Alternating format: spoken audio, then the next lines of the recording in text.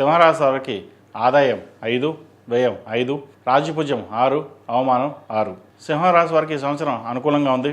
ఈ రాశి వారికి శుభగ్రహం అయినటువంటి గురువు జూన్ 2వ తేదీ వరకు అత్యంత అనుకూలమైనటువంటి స్థానంలో అనగా లాభస్థానంలో ఉండడం అనేది అదృష్టంగా చెప్పవచ్చు. అన్ని రకాల ఆర్థిక ప్రయోజనాలు పొందగలుగుతారు. ఊహించిన ధనలాభం కలుగుతుంది. మీరు ఎప్పుడో పెట్టిన పెట్టుబడుల నుండి లాభాలు రావడం ప్రారంభమవుతాయి. ఉద్యోగపరంగా పదోన్నతి, ప్రమోషన్స్ లభిస్తాయి. వ్యాపారం లాభదాయకంగా ఉంటుంది. కాంట్రాక్టులు, లీజులు, రెన్యువల్స్ లభిస్తాయి. కుటుంబ సభ్యులతో ఏర్పడిన వివాదాలు తొలగిపోతాయి. ఈ రాశి వారికి రాహు సప్తమ ఇంట్లో ఉండడం అనేది అనుకూలమైంది కాదు. మరియు ఈ రాశి వారికి అష్టమ శని ప్రభావం కూడా ఏర్పడింది.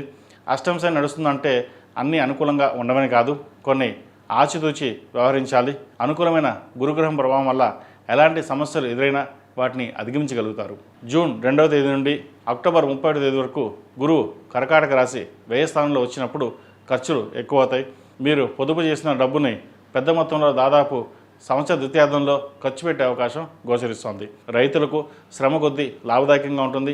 తోబుట్టువులతో ఆస్తి వివాదం ఒకటి పెద్దల జోక్యంతో పరిష్కారం అవుతుంది. క్రీడా రంగంలో ఉన్న వారికి, సాహిత్య రంగంలో ఉన్న వారికి, విద్యా రంగంలో ఉన్న వారికి మీ అంచనాలు ఫలిస్తాయి. చార్టెడ్ అకౌంట్స్, అడ్మినిస్ట్రేషన్ రంగంలో ఉన్న వారికి, వైద్యులు ఉన్న వారికి, లాయర్లకి, పోలీస్ శాఖలో ఉన్న వారికి, యోగా, మెడిటేషన్ సెంటర్స్, పౌల్ట్రీ రంగంలో ఉన్న వారికి, హోటల్ మేనేజ్మెంట్, ఫాస్ట్ ఫుడ్ సెంటర్స్కి, చిన్న చిన్న వ్యాపారస్తులకు, హాస్టల్ నడిపేవారికి, న్యూరాలజీ, డెంటిస్ట్, ఈఎన్టీ, గైనకాలజిస్టులకు, డర్మటాలజిస్టుకు అనుకూలమైన కాలంగా చెప్పవచ్చు. రాజకీయ రంగంలో ఉన్న వారికి ప్రత్యర్థుల వల్ల మానసికంగా కృంగిపోవడం, నమ్మిన వారు మోసం చేశారన్న బాధ ఎక్కువగా ఉంటుంది.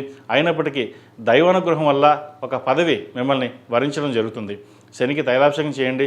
చండీ హోమం చేయించడం చెప్పదగిన సూచన. ఈ రాశిలో జన్మించిన విద్యార్థులకు సువర్ణ కాలంగా చెప్పచ్చు. ముఖ్యంగా విదేశాలకు వెళ్ళి చదువుకోవాలనే వారికి కాలం కలిసి వస్తుంది.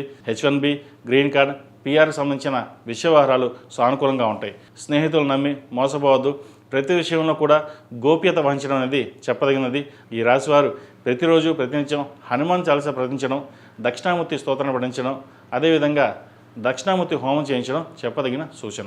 ఈ రాశిలో జన్మించిన స్త్రీలకు ఉద్యోగపరంగా కొన్ని మార్పులు ఏర్పడతాయి.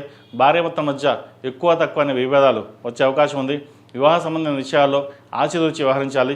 చదివిన చదువుకు చేసిన ఉద్యోగానికి తేడా ఉంటుంది. పట్టుదలతో మీరు కోరుకున్న ఉద్యోగం సంపాదించడానికి చాలా కష్టపడతారు. మీ పేరు మీద స్థిరాస్తి విలువ పెరుగుతుంది. గృహ నిర్మాణ వస్తువులు కొనుగోలు చేస్తారు. స్వంత ఇంటి కల నెరవేరుతుంది. ఆప్తులతో విభేదాలు వచ్చే అవకాశం గోచరిస్తుంది. జాగ్రత్త వహించాలి. ఈ రాశివారు ప్రతిరోజు ప్రతినిత్యం ఓం నమః శివాయతో దీపారాధన చేయడం, అదేవిధంగా 21 మంగళవారాలు సుబ్రహ్మణ్య స్వామికి అభిషేకం చేయించడం చెప్పదగిన సూచన.